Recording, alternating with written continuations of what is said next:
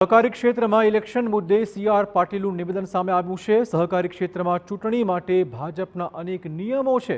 સહકારી ક્ષેત્રમાં મેન્ડેટ આપવા એ ભાજપની નીતિ રહી છે। એક કરતાં વધુ હોદ્દા ન હોવા જોઈએ એ પણ નીતિ રહી છે। 349 જેટલી ચૂંટણીઓ ભાજપે મેન્ડેટના આધારે જ જીતી હોવાનો દાવો તેમણે કર્યો હતો।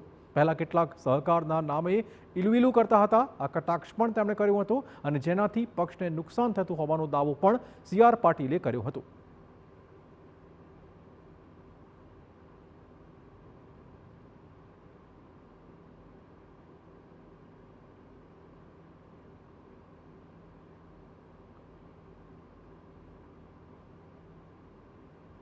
ने मैंडेट आपे ए सहकारी क्षेत्र में इलेक्शन लड़े ए पण भारतीय जनता पार्टी की नीति रही है। लगभग 350 थी वधु इलेक्शनों में 349 जेटला इलेक्शनों भारतीय जनता पार्टी आ मैंडेटना आधारे जीती है।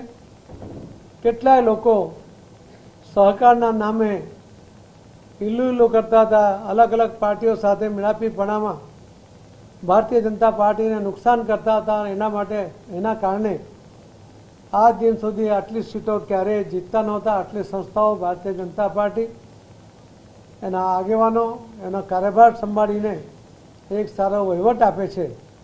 એટલા માટે આ મેન્ડેટની પ્રક્રિયા એ અમે સ્વીકારી છે।